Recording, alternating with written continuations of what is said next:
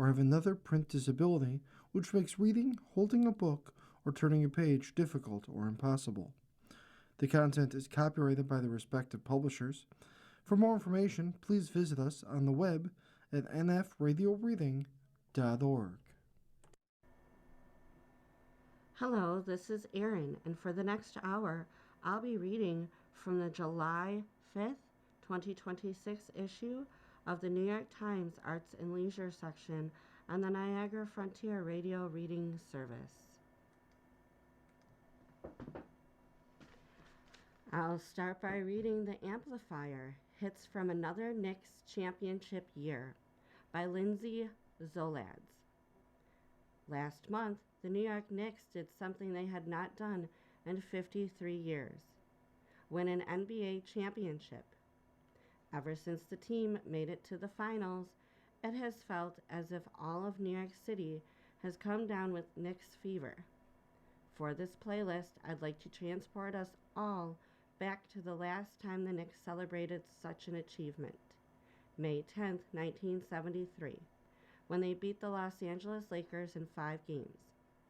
Richard Nixon was president, the Poseidon Adventure reigned at the box office, and the number one song in the country was a hopeful little ditty. These are some selections from Billboard's top 10 U.S. singles for the week ending May 5th, 1973. 1. Tony, Orlando, and Dawn, Tie a Yellow Ribbon Round the Old Oak Tree. The number one song in the country and eventually the top-selling U.S. single of 1973, was this sprightly heartstring tugger performed by the pop hitmaker Tony Orlando and the backing vocal duo Dawn, comprising Thelma Hopkins and Joyce Vincent Wilson, centered around the image of a yellow ribbon, the symbolic way of hoping for a loved one's return. The song has had an enduring resonance throughout the years. Perhaps Knicks fans should tie a yellow ribbon around the old MSG for Charles Oakley. Stevie Wonder, number 2, You Are the Sunshine of My Life. Spoiler alert, a week and a half after the Knicks won the title in 1973, on the May 19th Billboard chart, the silky opening track from Stevie Wonder's 1972 album, Talking Book, would dethrone Tie a Yellow Ribbon Round the Old Oak Tree for the top spot. On May 5th, though, it came in at respectable number 4. 3. Dobie Gray, Drift Away. Thanks to this smash, the soothing, soulful sound of Dobie Gray's voice was a constant presence on the radio in 1973 and again in 2002 when he was featured on a hit cover of the song by Uncle Kracker. Number 4, War, The Cisco Kid. The highest charting hit by the Long Beach, California funk group War isn't Why Can't We Be Friends or Lowrider. It was this groovy 1973 single inspired by the beloved outlaw protagonist of a 1950s TV Western and 1970s Chicano culture. The Carpenters Sing, number 5. According to Richard Carpenter, when he and his sister Karen decided that their next single would be a cover of a song written for and popularized by Sesame Street, most of our associates thought we were nuts. It turned out to be a smart bet. The Carpenters' joyful rendition of Sing became a huge hit in 1973, even if they never got to perform it with Big Bird. And final number 6, Steelers' Wheel, Stuck in the Middle with You. Long before viewers got an earful of it in Quentin Tarantino's 1992 movie Reservoir Dogs, this stomping 1973 folk rock tune was a top 10 hit for the short-lived Scottish band Steelers Wheel. The singer Jerry Rafferty consciously tried to parody Bob Dylan's voice stylings on the track, and he was so effective that some people were convinced that Stuck in the Middle with You was the work of Dylan himself. The Cue. Unfamiliar television. Simon and Merritt are ex-spies whose pasts come back to haunt them in the German language Netflix series. I binged The Americans and Le Bureau des Legendes, so this one hooked me from the start. It is as much an espionage thriller as it is a probing portrait of marriage and the risks of aging out of your chosen career. Film I'm Still Here. This Brazilian film tells the true story of Eunice Paiva, a mother and activist whose husband, a leftist Brazilian politician, was disappeared and killed by the military dictatorship in the 1970s. I write and think a lot about the impact of authoritarianism on everyday people and found Fernanda Torres' performance in the main role mesmerizing. Books, East West Street. What on first blush may seem like a dry topic, the origins of international criminal law is brought to life through Philip Sands' novelistic prose. This book traces the origins of the terms genocide and crimes against humanity through the lives of two Jewish lawyers who lived in Ukraine, which appears to be Sands' own grandfather's hometown. Television, The Legends. In this British series on Netflix, customs agents operating a shoestring budget combine forces to disrupt the flood of heroin coming into Britain under Prime Minister Margaret Thatcher. Not every bit of dialogue is perfect, but I found the show to be a nicely plotted underdog thriller with a notable dramatic performance by Steve Coogan. Music. Mona Chaka. I met Liz Gurjumova, known as Little Coin in Russian, while writing about musicians who had fled Russia in opposition to the war in Ukraine. Her 2024 album has become the soundtrack for Russian life in exile. It also showcased her versatility, especially with a song that brilliantly skewers the sexism of 1990s hip hop. Next article, headliner, Jodie Turner-Smith wears out her passport, by Catherine Shattuck. In the first season of the television series The Agency, set amid the CIA station in London, Jodie Turner-Smith played a Sudanese professor fighting for the future of her country when she discovers she's in a relationship with an intelligence officer. As season 2 begins on Paramount Plus, she is a political prisoner of a paramilitary force, trying to stay alive. It's always so interesting and expansive to get to play something that feels so dangerous and, in many ways, hopeless. Turner-Smith said, but it's also a reflection of the realities of some in the world. As an actress, she added, it is privilege to be able to potentially shine a light on something. But also, it's our job to inspire empathy, to show the ins and outs of the human heart.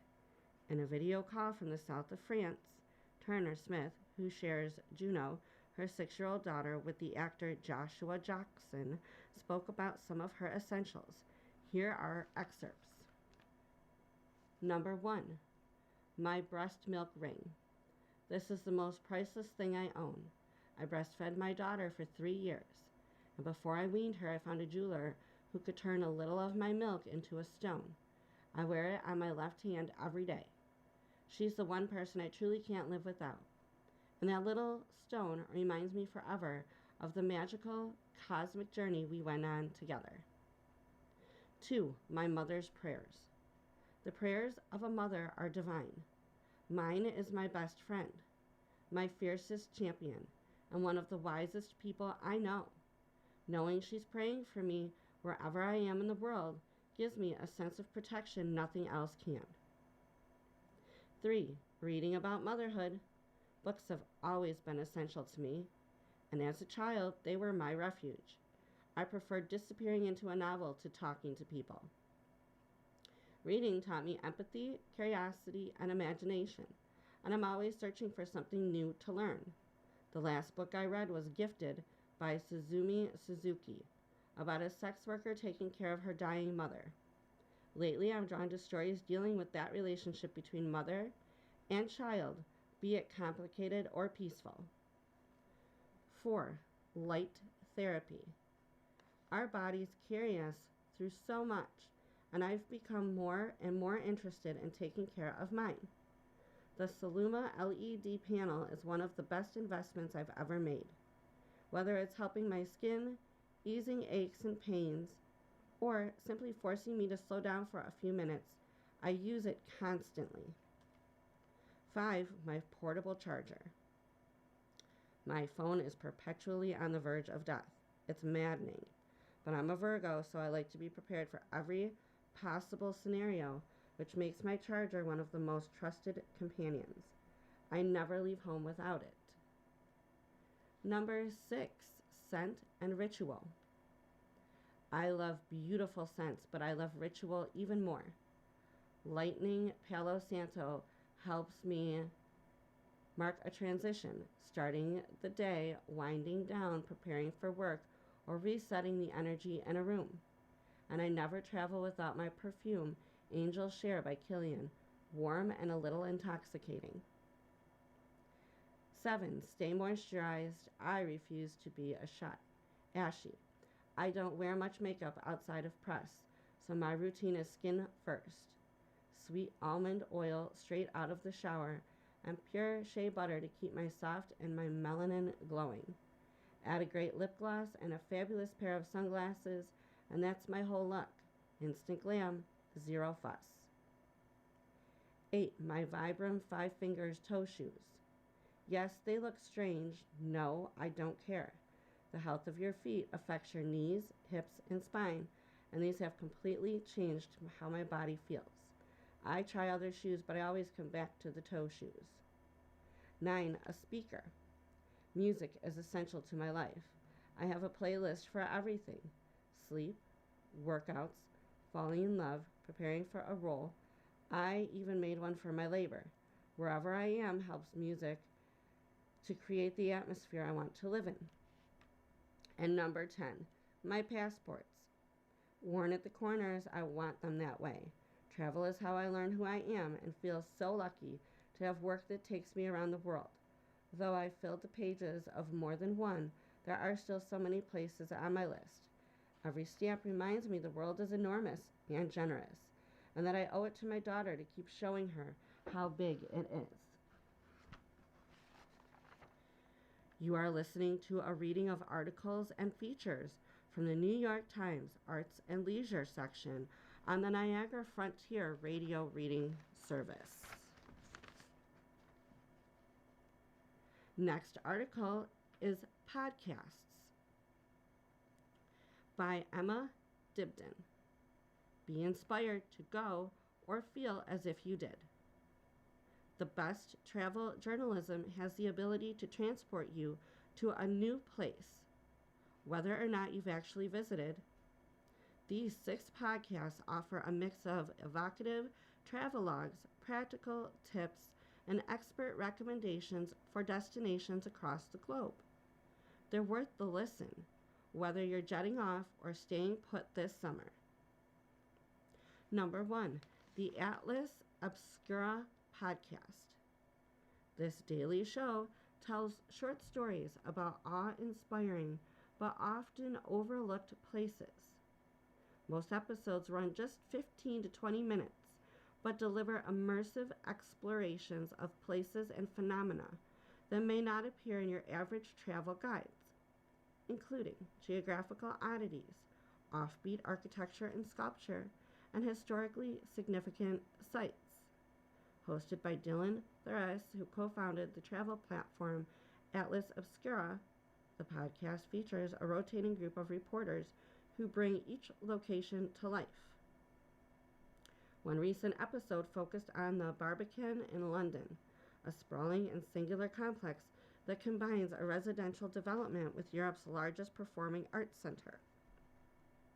Alongside the history and cultural significance of the complex, the episode unpacks its importance as a kind of third place that's becoming more and more scarce. Starter episode: The Last Wild Apple Groves. Next podcast: Travel with Rick Steves. This series has been on the air in some form for more than 20 years, debuting as a syndicated radio show in 2005. A typical episode will feature 2 or 3 conversations between the veteran travel writer Rick Steves and local experts who might be tour guides, historians, or reporters.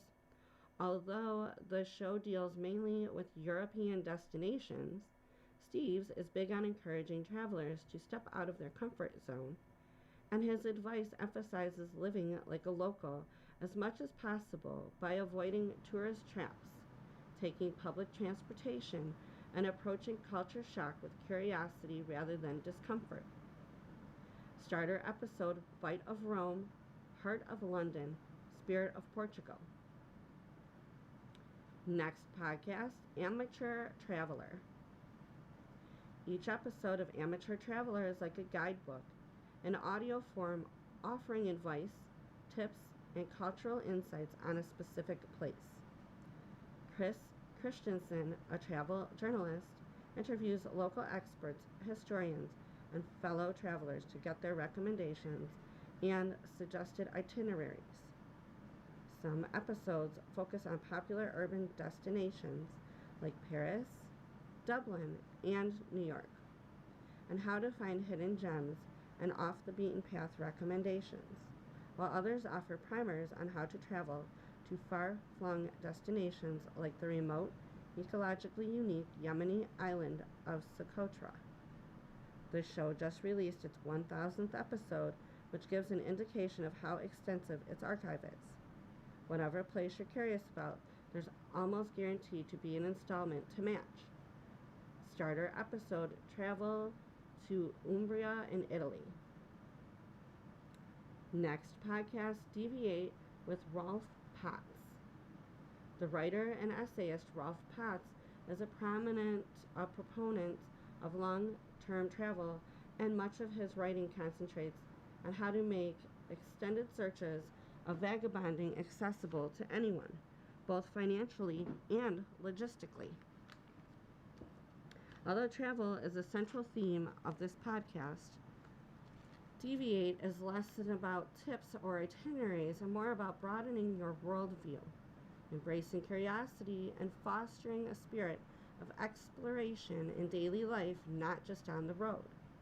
As the title suggests, the conversations Potts shares with guests are unstructured and sometimes meandering, but reliably thoughtful and inspiring. Starter episode: Time is your truest form of wealth, and travel helps you embrace your riches. Next podcast is the Travel Diaries. In this weekly interview show, high-profile guests delve into their personal travel history with Holly Rubenstein, a London-based journalist. Each episode is structured around 7 specific chapters of travel, which are meant to elicit inspiring and intimate reflections. Among the topics, one's earliest childhood memory of travel, favorite hidden gem, and worst travel experience. The diverse lineup of guests include actors, musicians, broadcasters, chefs, and endurance athletes. There are also occasional destination special episodes in which several guests share their memories of a particularly beloved place. Starter episode: Sir Michael Palin returns.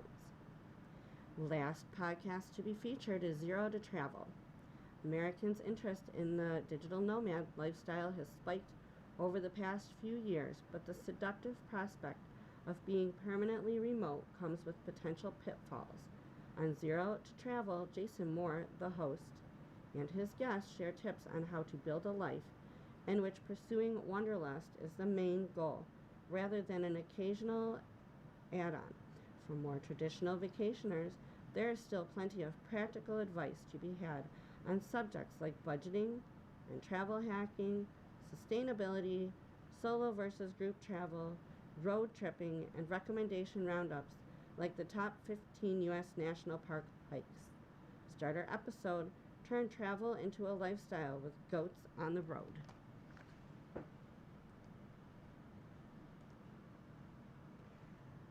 Next article is on film by Stephanie Goodman.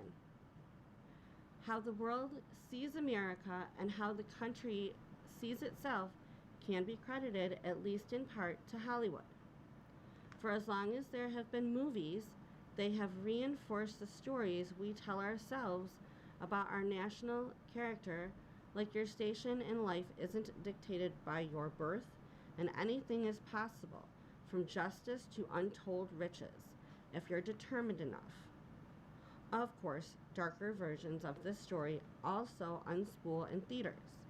Is there a definitive movie about our nation? The answer undoubtedly varies by era and respondent, but with the country celebrating its 250th birthday and deeply divided, it's a good time to look at the question anew. So I asked 10 writers what films they would pick and why. Their choices ranged from blockbusters to indies, homegrown comedies to enigmatic Italian drama, a recent Best Picture winner to a little-known debut. In short, movies as varied as the country itself. Nothing But a Man, 1964. The director, Michael Romer, was born in Berlin in 1928. He didn't know what it was like to be young, black, and precariously employed in pre-Civil Rights Act Alabama. Like Duff Anderson, the admirable but self-destructive character at the center of his first feature film. What Romer did know, the feeling of being unwelcome in your own country, the spiritual toll of de facto serfdom, he poured into his miraculous screenplay, which, in the tradition of Tocqueville and Gunnar Myrdal, reflects America back on itself as only an outsider can.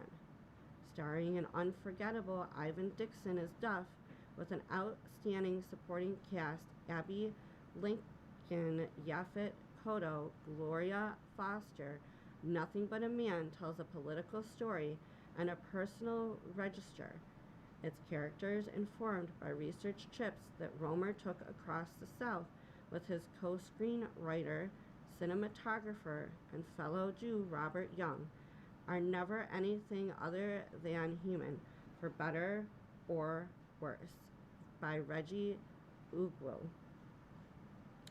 Dazed and Confused, 1993. Not long into Dazed and Confused, as Texas high schoolers pour out of classrooms for summer break, in 1976, the cool teacher hollers about the impending bicentennial. Don't forget what you're celebrating, and that's the fact that a bunch of slave-owning, aristocratic white males didn't want to pay their taxes. A national milestone lingers in the teenagers' minds. This country was founded by people who were into aliens, man, the headstoner insists, but it's mostly a backdrop for a rowdy night. As social cliques bleed together, conflicts arise between old and new cultural groundswells, between patriotism and rebellion, between boundless freedom and nowhere to go. It's in this friction that the Americanness of Richard Linklater's 1993 dramedy is undeniable. As a high school sophomore enamored with his depiction of American teenagehood, I rewatched it on VHS constantly. Choose wisely. It seemed to warn me, a child of immigrants acutely aware that who we are now sets the course for who we can be, and for whether that future self will surrender to groupthink or forever bristle against it, by Maya Salam. Killer of Sheep, 1978. Charles Burnett's masterpiece takes place in the Watts neighborhood of Los Angeles in the mid-1970s, a decade after civil unrest. Shot in black and white, the film is at once an expressionistic portrait of a poor black family and of the country they live in, its idealism and bitter truths. There is soaring beauty as well as rueful comedy in Burnett's vision, and pain that cuts to the bone. Here, every scarred wall and empty lot speaks to promises broken, as does the hollowed-out face of the father, a slaughterhouse worker, Henry G. Sanders.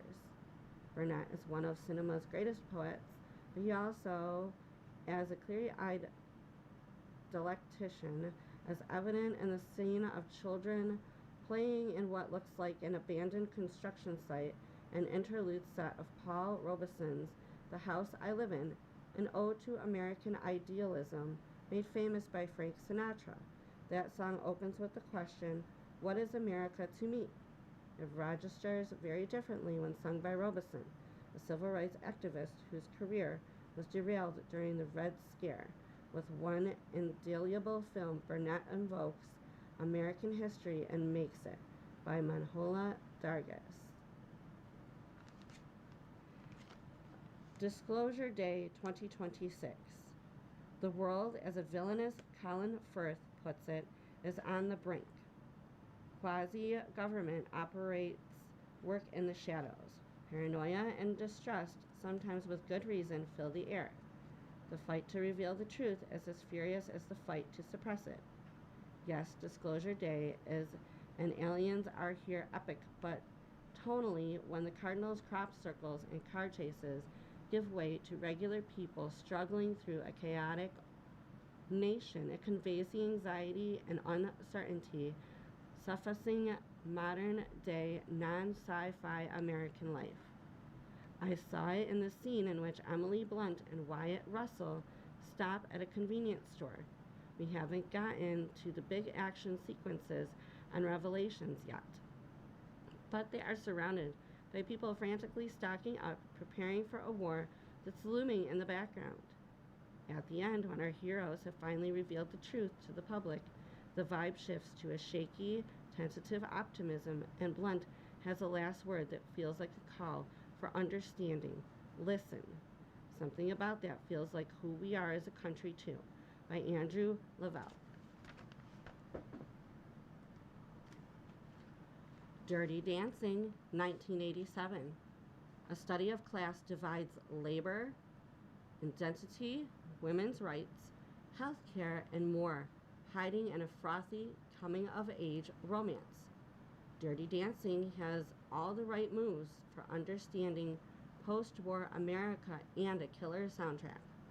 Set amid the social upheavals of the 60s in a Catskills resort, it follows the awakening, sexual and otherwise, of Baby, a sheltered young guest, Jennifer Grey, and a career-defining role as she meets Johnny, the edgy dance instructor played by a frequently shirtless Patrick Swayze. Note their characters' surnames, her houseman to his castle. She's Jewish and well off, and he, despite the aspirational name, is not. Their affair was a taboo buster in their era. A frank plotline about abortion was a cinematic rarity. Eleanor Bergstein, the screenwriter, fought to keep it in. The message is that culture can lead to social and political change.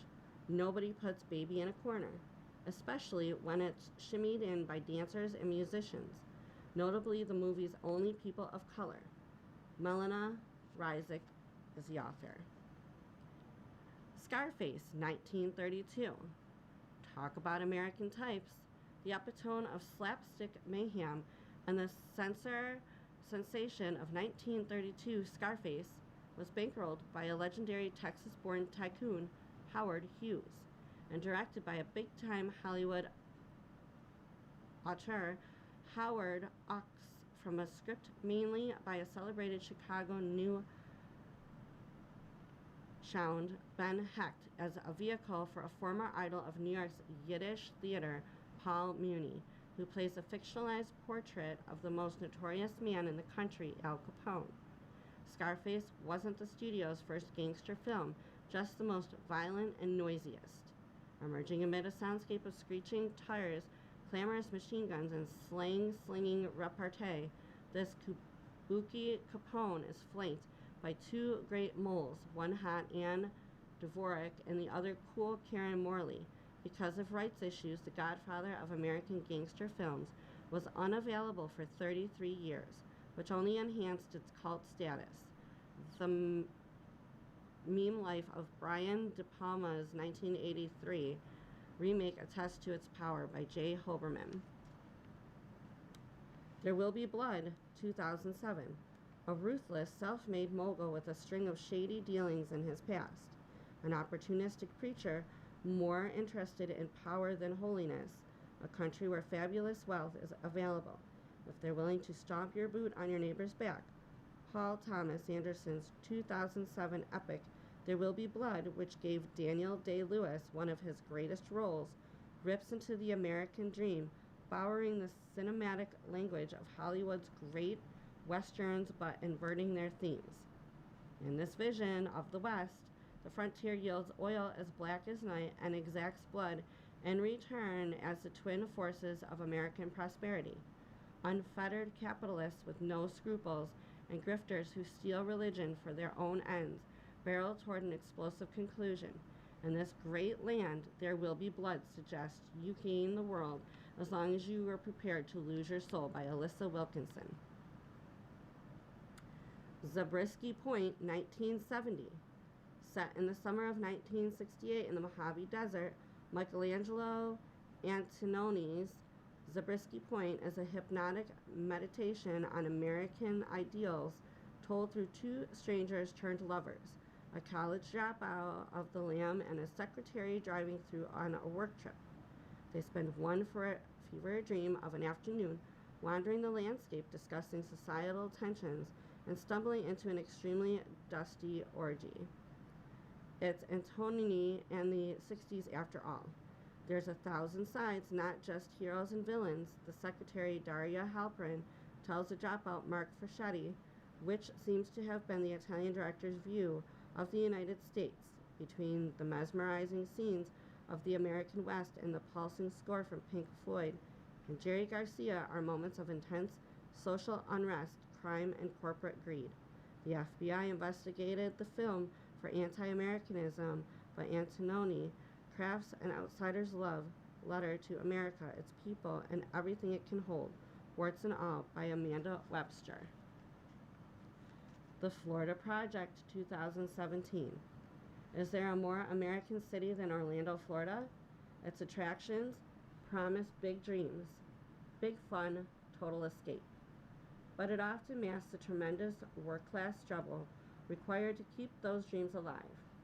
The director, Sean Baker, interprets the complications of Orlando and America itself in film form with a sun-soaked drama that unspools on the other side of the Disney World. Discount motels with names like Futureland Inn and Magic Castle are the homes and de facto playgrounds of children who spend their days engaging in games and a little mischief amid these tarnished environs. Brooklyn Price shines as a 6-year-old Mooney, the movie's optimistic heart and soul. She creates her own kind of magic, while the downtrodden grown-ups around her, including her mother, played by Bria Benate, try to make ends meet. Baker is deeply attuned to this dichotomy and guides the film with an epic scope and an intimate focus. The results are both charming and heartbreaking. By Mikado Murphy. Nashville, 1975. There are a few filmmakers whose work encompasses America in all its complexities and contradictions, as well as Robert Altman's. In his best movies, he took on sacred cows, hidebound institutions, frontier mythology, and conventional notions of heroism, and he did so without a knowing wink and quiet cackle. There's something inherently American about his 1975 masterpiece, Nashville. Now he's reaching for something big and all-encompassing and audacious in interweaving 24 characters from a variety of backgrounds and social strata over a few days in the capital of country music.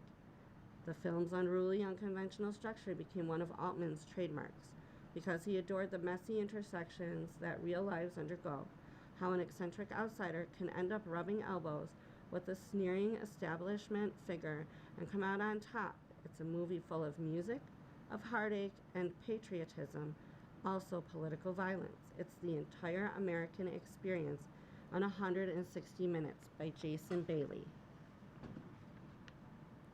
You are listening to a reading of articles and features from the New York Times Arts and Leisure section on the Niagara Frontier Radio Reading Service.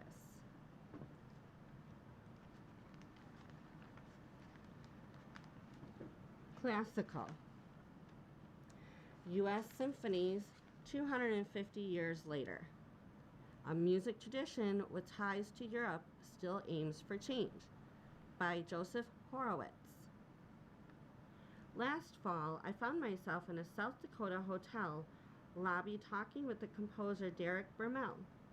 Days before, I learned that his clarinet teacher had played in the Metropolitan Opera Orchestra. I asked whether he knew the Met broadcast from the 1930s and 40s. He did not. So I emailed him a supreme opera performance, Verdi's Otello, as broadcast on February 12, 1938. The conductor is Ettore Panizza. The principal singers are Giovanni Martinelli, Lawrence Tibet, and Elizabeth Rethberg. Bermel reported back that what he heard sounded fundamentally different from any other Verdi he had encountered, and more galvanizing.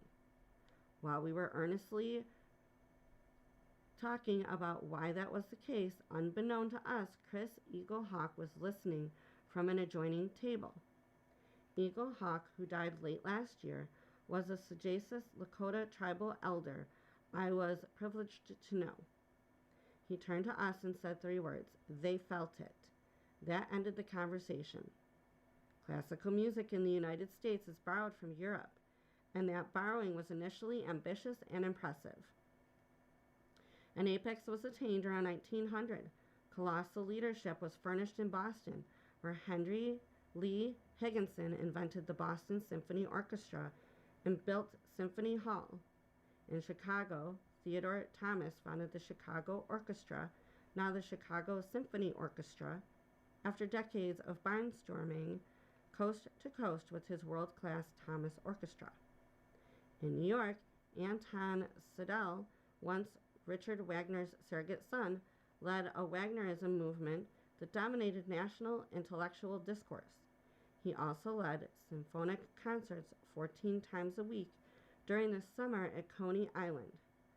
Seidl's best friend in Manhattan was Antonin Dvorak, who is director of the National Conservatory of Music in 1893, predicted that Negro Melodies would foster a great and noble school of New World concert music.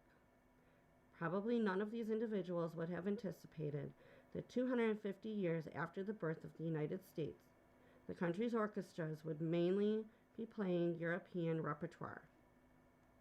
The sorrow songs Dvorak esteemed inspired genres of American popular music known the world over, but an ample American concert canon never materialized.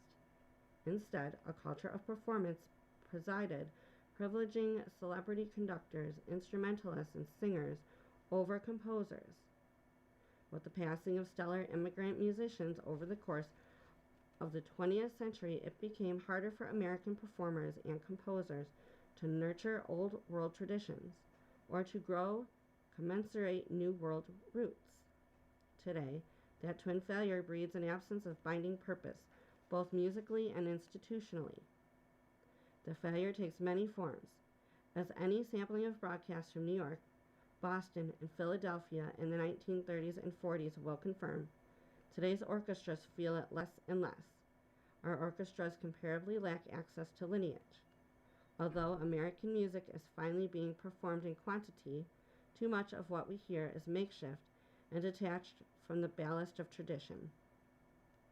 On top of that is the world we live in: short attention spans and dwindling financial resources for the arts. The sesquicentenary for Charles Ives, the United States' foremost concert composer, in 2024 was more celebrated in Germany than as his own country signifies a crippling erosion of cultural memory. One positive development is a dawning awareness among American institutions that systemic change may prove an urgent priority. Here are some snapshots from the East Coast, the West Coast, and the Midwest. New era rises in the East. Symphony Hall in Boston is riddled with empty seats. The Boston Symphony once privileged distinguished local composers and later served as a national laboratory for new American works. Now the orchestra's programming is anonymous. Judging from its Carnegie Hall visits, it also isn't playing very well. The musicians, the administration, and the board are at odds over the dismissal of the music director, Andres Nelsons, making him a martyr when his departure is most needed. A Boston Symphony planning document leaked to the press and patrons with tumultuous consequences proposes symphonic cycles, festivals, and programmatic themes that build connections across several weeks of BSO concerts. Such programming, it says, is easier to market to targeted audience. The same prospectus advocates humanities-based cultural presentations, including lectures, panel discussions, demonstrations, and workshops, as well as affinity programming intended to appeal to segments of our communities who have not traditionally felt welcomed. These changes are neither radical nor even especially novel. The document adds, in fact, they sound perfectly plausible, and if they prove to be novel, so much the better. Down the coast, the New York Philharmonic has embarked upon a new era under Gustavo Dudamel, who aspires to become as identified with New York as Nelsons, who also leads the orchestra in Germany, as foreign to Boston. Everything about Dudamel's appointment as music and artistic director, including its emphasis on finding venues outside Lincoln Center, tactically acknowledges that the Philharmonic has long lacked effective leadership. In fact, not since Leonard Bernstein's fabled decade as music director has it successfully pursued a consolidated purpose. It bears stressing that Bernstein did not concurrently preside over another orchestra. During his first season, 1958 to 1959, he led 18 weeks of subscription concerts, notably incorporating a general survey of American music from the earliest generations of American composers to the present, plus numerous young people's concerts and 36 concerts on tour abroad. The remainder of the subscription season was shared by only 6 guest conductors, each assigned multiple weeks. The Philharmonic's 2026-2027 subscription series, by comparison, features no fewer than 19 conductors, with Dudamel in charge for only 8 weeks. But his programs are creative, and he has already led a memorable premiere. David Lang's oratorio, The Wealth of Nations, a composition that demonstrates how new symphonic music can be clever, original, and timely. Setting text by Adam Smith, Frederick Douglass, and Eugene Debs, it bears witness to today's fraught American experience without preaching or prescribing. At the Metropolitan Opera, the company's well-documented financial challenges are compounded by issues of artistic planning. The Met struggles to fill seats with overrated mid-cult products that cannot possibly endure. Changing times generate changing needs and circumstances. Eager to innovate? Go west. West Coast institutions of classical music have long been more open to experimentation. During the directorship of Spite Jenkins from 1983 to 2014, the Seattle Opera placed the Met as the leading North American venue for Wagner. He would not have commissioned the vapid, high-tech Ring with which Robert Lepage burdened the Met in recent years. Jenkins shrank the Seattle house and enhanced its acoustics. He was omnipresent in the lobbies. He stressed world-class Ring lectures, 4-hour Ring symposiums, and a serious bookstore. He introduced English supertitles long before the Met began translating Wagner for its audiences. In Los Angeles, Ernest Fleischmann rethought the Los Angeles Philharmonic and engaged Frank Gehry to build Walt Disney Concert Hall, which in its third decade continues to entice capacity audiences with dramatic sightlines and crystalline acoustics. The orchestra's current leadership team both continuity and eagerness to innovate. Dudamel, as departing music and artistic director, will become artistic and cultural laureate. Esa-Pekka Salonen, who preceded Dudamel, will become creative director. The composer John Adams is the creative chair, and Herbie Hancock is the creative chair for jazz. Daniel Harding is the incoming music director. Though this profession of titles has exceeded ridicule, it doubtless negates business as usual. Up the coast, the Oakland Symphony enjoys a remarkably multi-ethnic, intergenerational audience. The legacy of Michael Morgan, who served as music director for 3 decades until his death in 2021. Morgan's omnipresence in the community defined his tenure. That is why you will even now find his picture displayed on the walls of the city's public high schools. Cultivation in the Midwest. In the Midwest, the South Dakota Symphony Orchestra, for which, full disclosure, I serve as scholar in residence, likewise fulfills the credo pronounced long ago by Theodore Thomas when he crusaded for symphonic music across the United States. A symphony orchestra shows the culture of the community, not opera. In fact, the concert orchestra, to a remarkable degree, proved an American invention, a civic hub comparable to the Opera House abroad. The South Dakota Symphony enjoys a music director, Delta David Geer, who moved to Sioux Falls 22 years ago and has raised a family there. Geer has all at times insisted that an orchestra inspired to serve a specific community in specific ways. His signature innovative is the Lakota Music Project, which binds the orchestra to Native America reservations throughout the state. Beyond that, all the proposals now controversial in Boston, including thematic festivals and affinity programming, have already been implemented in Sioux Falls.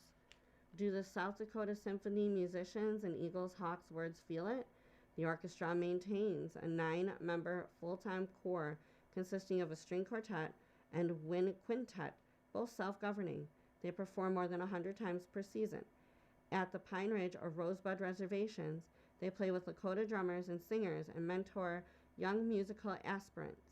The remainder of the orchestra's members, many of whom come from the Twin Cities areas of Minnesota, are self-selecting. They do not trek to Sioux Falls for the income, but are enticed by the repertoire, which is brave, and the vibe, which is exhilarating. The history of the Lakota Music Project tracks the South Dakota Symphony's larger trajectory is an exercise in building trust and mutual understanding. Early on, the symphony members and the Porcupine Singers would play for each other. Personal and musical relationships evolved. Then there were fledgling attempts to make music together. The most recent Lakota Music Project tour, last October, premiered 2 compositions, one by Jeffrey Paul, the orchestra's extraordinary principal oboist, and one by Bermel, with whom I conferred about the most Met Opera broadcasts. The performers included symphony musicians alongside Pine Ridge's Creekside Singers and the Dakota flutist Brian Akipa. In both pieces, elements of Native American and Western classical music merged triumphantly. Bermel has recast his composition to include the entire South Dakota Symphony.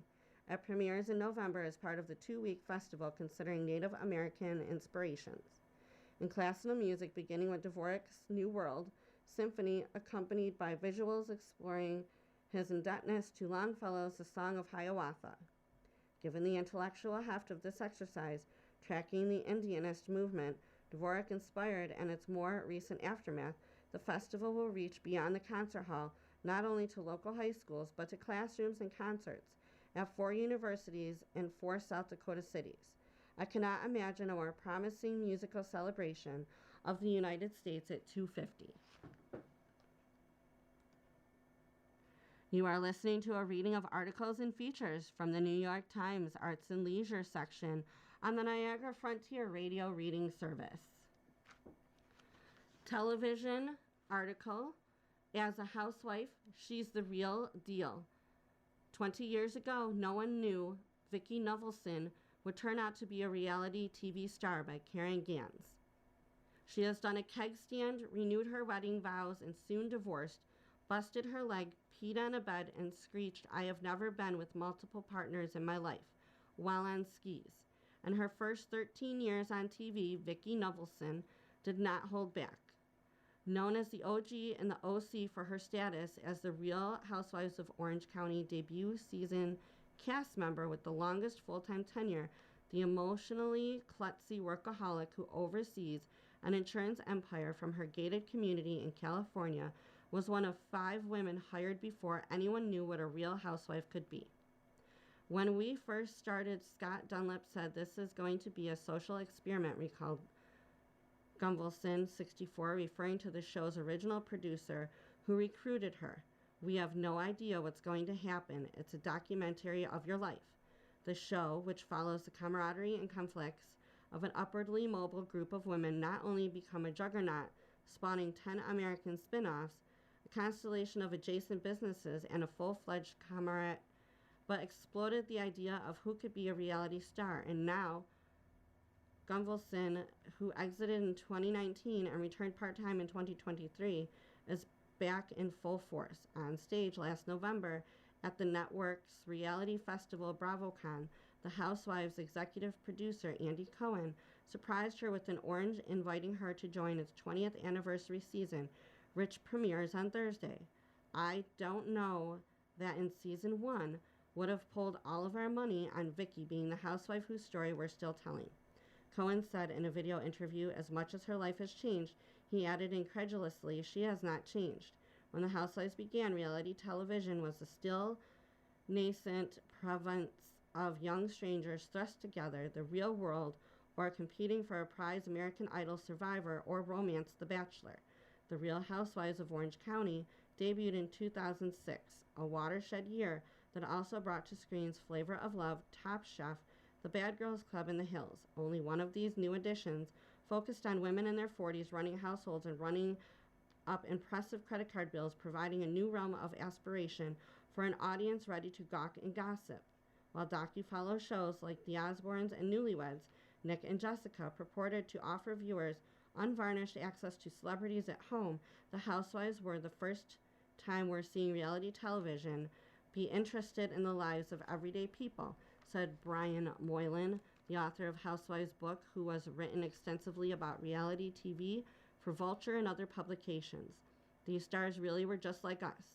The conceit was so novel. Gunvalson wasn't sure that she agreed to. Her son Michael had responded to a local newspaper ad seeking kids going away to college, coming back and living this privileged life, she said in a video interview last month from her immaculate home in Coto de Caza, California.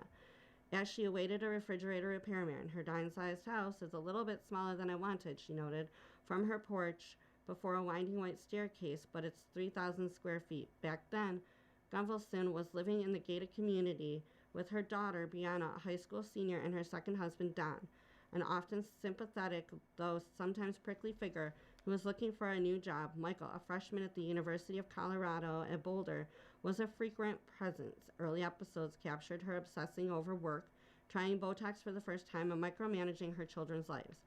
Each housewife was filmed primarily with her family, and in retrospect, nobody looked all the glamorous. The show's formula started to crystallize in season 3 with the arrival of Tamra Judge.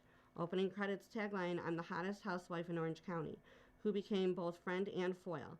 I didn't really know what to expect from her, Gunvalson recalled, because she was a spitfire and I don't normally associate with people that have such a brash mouth. Interactions between the ladies as they discussed their domestic dramas and stirred up fresh ones among themselves unlocked the show's hallmark, an endless cycle of conflict, processing, confrontation, and resolution, or at least agreeing to move forward. Gunvalson, an admitted control freak with strong roots in the Chicago suburbs where she was raised, had both a lust for life and a taste for luxury. The purity of her reactions, along with the willingness to let the audience see her fall down, often literally and claw her way back, made her quintessentially reality star. Her emotional eruptions could manifest as her joyous exclamation, "Woohoo!" and her exhortation of "Whoop it up."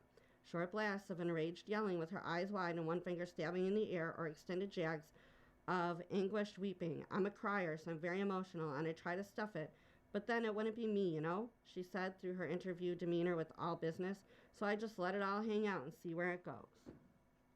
On camera, she split from Don, weathered barbs about her looks, watched Brianna endure unexplained tumors, vigorously defended a boyfriend everyone distrusted, and in an excruciating moment during season 10 learned her mother had died suddenly. After consulting with her family, she did not fight the scene being aired. Millions have seen her collapse to the ground screaming, "What happened to my mom?" as other housewives played the dice game bunco a few rooms away.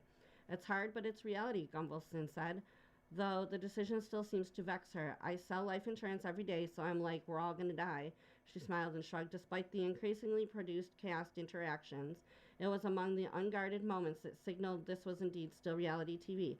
The thing that you'll never be able to replace with these early stage housewives as they weren't playing housewives, Moylan, the author, said, and in just being herself, Vicky did create the model of what a housewife is supposed to be, which is real, authentic, a little bit crazy, a little bit narcissistic, and a little bit delusional. As Orange County found its groove, the housewives expanded, hitting the jackpot in some locations. New York, Atlanta, New Jersey, and Beverly Hills, the struggling and others, Potomac, Maryland, Miami, and Dallas. The series' growth paralleled the rise of social media, which injected the women into viewers' daily lives, provided intense immediate feedback, and drew even more scrutiny to their faces and their fashion. Enter the ever-present Glam Squad. 2 editions introduced since 2020, Salt Lake City and Rhode Island instantly became talkers. Critical for the 24/7 machine of podcasts, Instagram accounts, and influencer industries that sprang up as the franchise became a pop cultural force. Early on, Cohen said the network's instinct was, wait, we should own this, but the property urge morphed into respectful coexistence with this devoted self-generating ecosphere. Moylan said it all speaks to see how kind of underserved and underlooked audience this is, and the hunger they have had for content about it. People who dismiss the show are dismissing and missing its humor and celebrating of life, female friendships, and all their complexities. That might include sharing advice about divorce laws or tripping on mushrooms and a Dutch tulip field.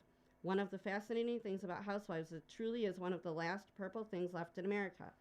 With devotees on both the left and right, Moylan added, and that's why I think that this has replaced soap operas and other formats with stories that would usually be considered kind of feminine. It's like friends, relationships, kids, households. It's small, but showing us with small stories, it is really a reflection of all of us and the world that we live in.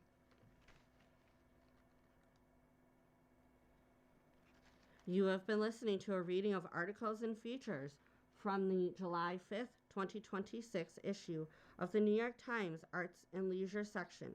We read from the New York Times Arts and Leisure section every Sunday at 3 p.m. Your reader has been Erin. Thank you for listening. Coming up next in the Niagara Frontier Radio Reading Service, we have the re-airing of this morning's Buffalo News. Following that at 6 p.m. is the Buffalo News Viewpoints. Stay tuned for this reading and more throughout the day.